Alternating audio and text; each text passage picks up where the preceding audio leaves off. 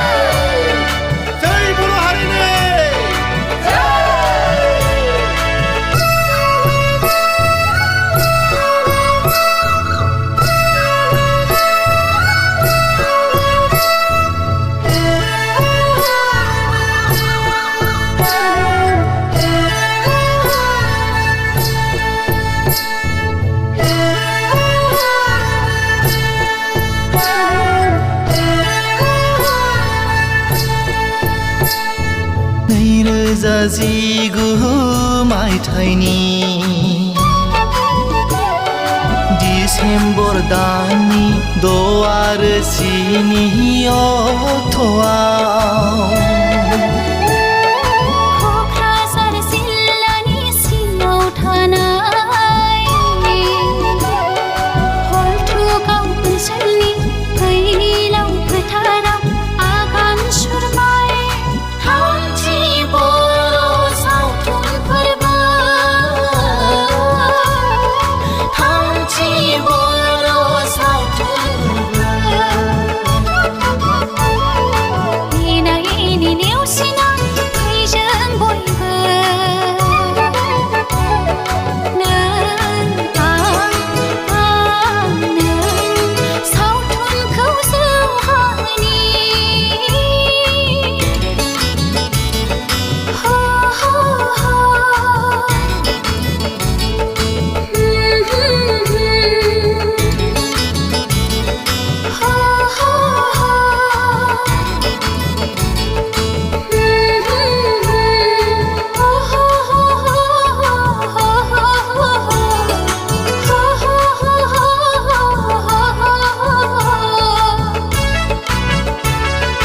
मुंख्लं जालांनाय महरगिरिफोर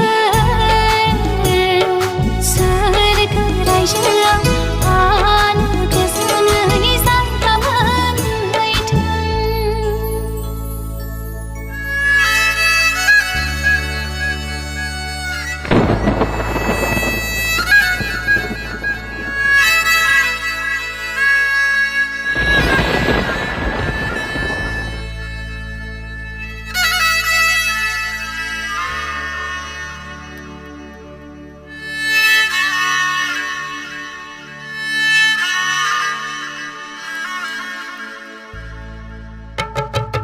गोदान गोजाम गासिबो बिबानगिरिफोर जानजि खाफ्रानानै गोसो खौसे फै जों बुंनि बर' सावथुन मुलुग थांनानै थाथों बर' सावथुन मुलुग जिउआवथों फै बयबो फै बर' सुबुंफोर फै बयबो फै बर' सुबुंफोर आखाइ हमलायनानै गोसो खौसेयै सावथुन मुलुगावनि गोसो खौसे रंजा खुसि बर' सावथुन मुलुगखौ जौगाहोनि हारिनि सिनायथि हारिनि मोनथाय फैदो जों बयबो जौगाहोनि बर' सावथुनखौ फै बयबो फै बर' सुबुंफोर फै बयबो फै बर' सुबुंफोर